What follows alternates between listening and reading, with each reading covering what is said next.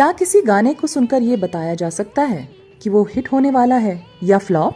शीशा हो या दिल हो, आखिर फिल्मों के गीतों के लोकप्रिय होने की वजह क्या होती है? परदेसिया ये सच है पिया, सब कहते हैं मैंने तुझको दिल दे दिया। क्यों कुछ गीत सफलता के सारे रिकॉर्ड तोड़ देते हैं?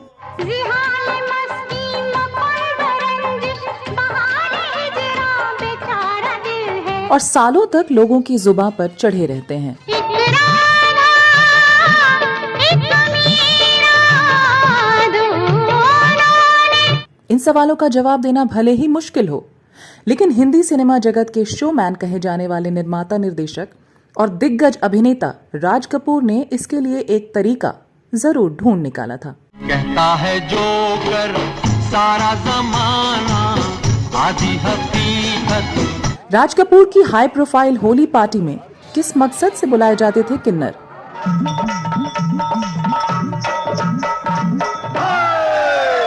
जिससे ये चर्चा जोर पकड़ने लगी थी कि राज कपूर की फिल्मों के गीतों के हिट होने की वजह किन्नर हुआ करते हैं।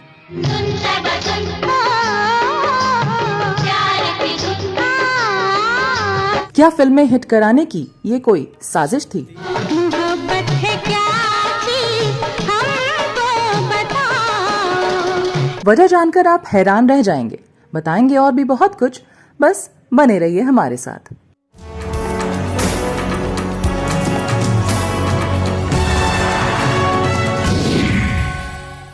बॉलीवुड इंडस्ट्री के दिग्गज अभिनेता, जिन्हें शोमैन के नाम से भी जाना जाता है, कहा जाता है कि उन्होंने इतनी धमाकेदार फिल्में बनाई जिस वजह से उनको शोमैन कहा जाने लगा।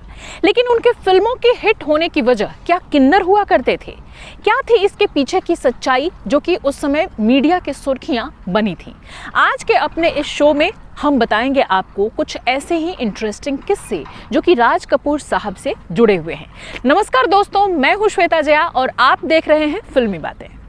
ए भाई जरा देख के चलो, आगे भी नहीं पीछे भी, दाएं भी नहीं बाएं भी। उसे गुमा है मेरी उड़ान कुछ कम है, मुझे यकीन है कि ये आसमान कुछ कम है। नफस संबालवी का लिखा ये शेर उस शख्स पर सटीक बैठता है जो हिंदी सिनेमा की दुनिया के शोमैन के नाम से जाना जाता है।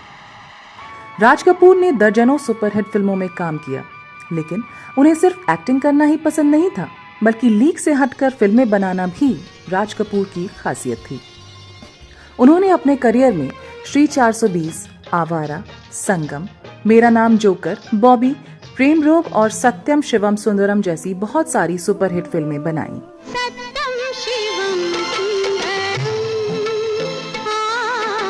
आज भी लोग उनकी इन फिल्मों की चर्चा करते हैं, लेकिन क्या आप जानते हैं कि हिंदी सिनेमा को ऊंचाइयों पर पहुंचाने वाले राज कपूर अपनी फिल्मों के गाने रिलीज करने से पहले कुछ ऐसा करते थे जिस पर आपको यकीन नहीं होगा।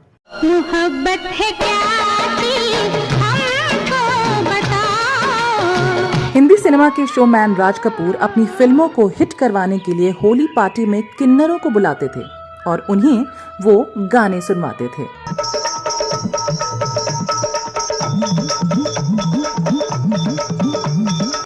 कहा जाता है कि अगर किन्नरों को कोई गाना पसंद नहीं आता था तो वो साफ तौर पर राज कपूर साहब से मना कर देते थे, कह देते थे कि ये गाना तो नहीं चलने वाला। और इसके बाद राज कपूर साहब भी उनकी बात को मानकर फिल्म से उस गाने को आउट कर देते थे, भले ही उस गाने की रिकॉर्डिंग या शूटिंग ही क्यों ना हो गई हो।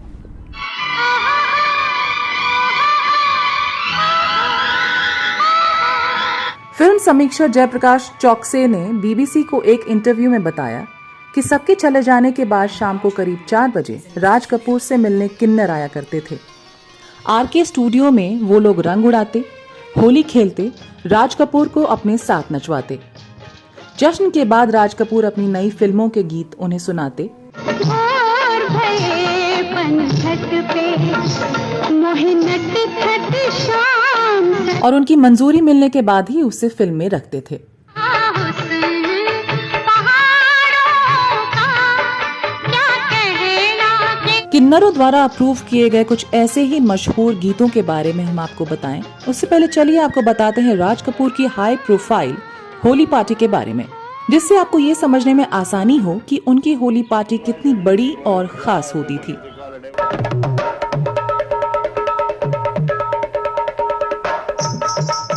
और किन्नरों का इसमें सम्मान के साथ शामिल होना कितनी बड़ी बात थी।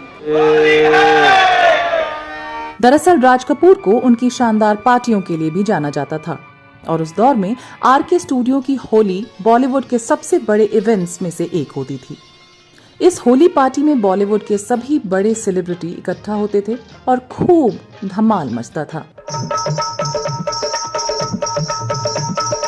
ऐसा भी माना जाता है कि कपूर परिवार की होली खेलने का न्योता जिस भी सितारे को मिलता था वो बहुत गर्व महसूस किया करता था, क्योंकि इससे इंडस्ट्री में उसकी हैसियत का अंदाजा होता था।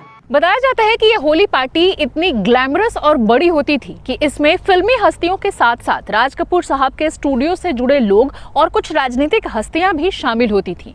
राज कपूर साहब इसमें खूब नाचते गाते थे और बाद में इसमें किन्नर भी ज्वाइन कर लेते थे। बताया जाता है कि इस होली पार्टी में रंगों से भरा एक टैंक बनाया जाता था और जो भी पार्टी में शामिल होने आता था उसे इस टैंक में फेंक दिया जाता था। कहते हैं कि अमिताभ बच्चन एक समय बहुत परेशान थे क्योंकि उनकी लगातार 9 फिल्में फ्लॉप हो गई थी। इसके बाद जब वो राज कपूर की होली पार्टी में पहुंचे तो राज कपूर ने उनसे कहा कि क्यों ना वो अपनी आवाज में कुछ ऐसा गाकर सुनाए जिससे वहां मौजूद फिल्म मेकर्स को उनकी प्रतिभा का पता चल सके। रंग बरसे भीगे चुनर वाली रंग बरसे। इस पार्टी में पहली बार अमिताभ ने गाना रंग बरसे गाया था, जिसे सुनकर सब झूम उठे थे।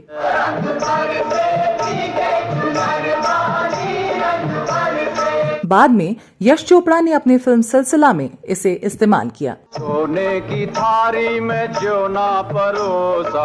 और अमिताभ से भी ये गाना गवाया गया जो सुपरहिट रहा और होली का एंथम सॉन्ग बन गया। अरे खाई गोरी का यार बलम तर से रंग बरसे। बॉलीवुड सितारों की तमाम यादें राज कपूर की होली पार्टी से जुड़ी है। दिलीप कुमार, मनोज कुमार, शम्मी कपूर, शशि कपूर, अमिताभ बच्चन, जया बच्चन, शत्रुघ्न सिन्हा, जितेंद्र, धर्मेंद्र, हेमा मालिनी, रेखा, राजेंद्र कुमार, विनोद मेहरा जैसे बड़ी बड़ी हस्तियां आरके स्टूडियो की हर पार्टी में नजर आती थी। चलिए अब स्टोरी पर वापस आते हैं और आपको बताते हैं कि वो कौन सा गीत था जिसके सुपरहिट होने की बात किन्नरों ने कही थी और ये बात सच साबित हुई। साथ ही आपको ये भी बताएंगे कि किन्नरों से गानों के अप्रूवल लेने के पीछे की वजह राज कपूर साहब क्या बताते थे। फिल्म समीक्षक जयप्रकाश चौकसे ने इसका एक किस्सा बताया था कि जब राज कपूर की फिल्म राम तेरी गंगा मैली आने वाली थी तब भी राज कपूर ने किन्नरों को फिल्म का गाना सुनाया, लेकिन वो गाना किन्नरों को पसंद नहीं आया।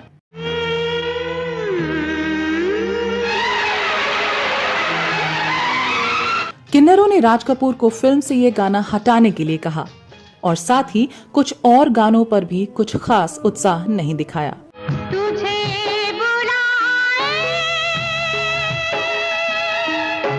उसके बाद किन्नरों को रविंद्र जैन का गाना सुन साहिबा सुन सुनाया गया। सुन साहिबा सुन, प्यार की धुन। ये गाना किन्नरों को बेहद पसंद आया और इसे सुनकर उन्होंने राज कपूर से कहा कि ये गीत सालों तक याद किया जाएगा। मैंने तुझे चुन लिया, तू भी मुझे चुन। उनकी ये बात सच साबित हुई और ये गीत रिलीज होते ही सबकी जुबान पर चढ़ गया। सुन साहिबा सुन, प्यार की धुन। तो वहीं आज भी ये गाना लोगों की पसंद बना हुआ है।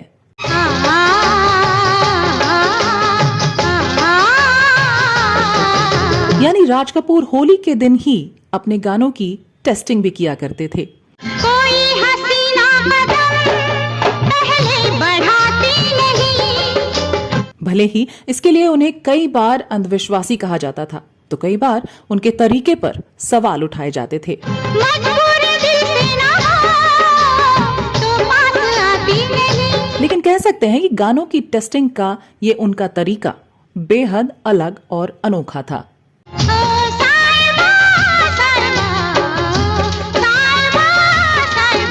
वहीं बताया ये भी जाता है कि राज कपूर ये मानते थे कि किन्नरों का सिक्स सेंस गानों के मामले में काफी तेज होता है, इसलिए वो गानों को सुनते ही बता सकते हैं कि इस गाने में कितना पोटेंशियल है। राधा मोहन शरण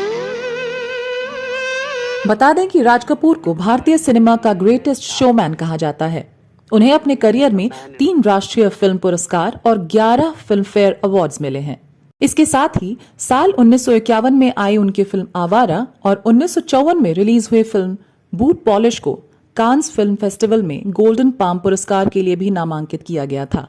तो साथ ही राज कपूर को 1987 में दादा साहब फाल्के पुरस्कार से नवाजा गया और भारत सरकार द्वारा 1971 में पद्म भूषण से भी सम्मानित किया गया। जाहिर है ऐसे मजे हुए फनकार को ये पता था कि उसे अपनी फिल्मों की सफलता के लिए क्या क्या तरीके अपनाने चाहिए। ईश्वर सत्य है। तो इससे जुड़ा कोई किस्सा अगर आपको भी पता हो तो आप मुझे कमेंट करके जरूर बताइएगा। साथ ही ये भी बताइएगा कि आज का शो आपको कैसा लगा। इसी के साथ आज के लिए बस इतना ही। चलते चलते आपको एक और जानकारी दे दूं कि अगर आप घूमने फिरने के शौकीन हैं तो आप मेरे दूसरे channel Shweta Jaya travel vlog की सैर भी कर सकते हैं। वहां पर आपको अलग अलग जगहों, अलग अलग मोन्यूमेंट्स और रिलीजियस प्लेसेस के बारे में पूरी जानकारी मिलेगी। तो मिलते हैं दोस्तों अगले एपिसोड में। तब तक के लिए मुझे दीजिए इजाजत। नमस्कार।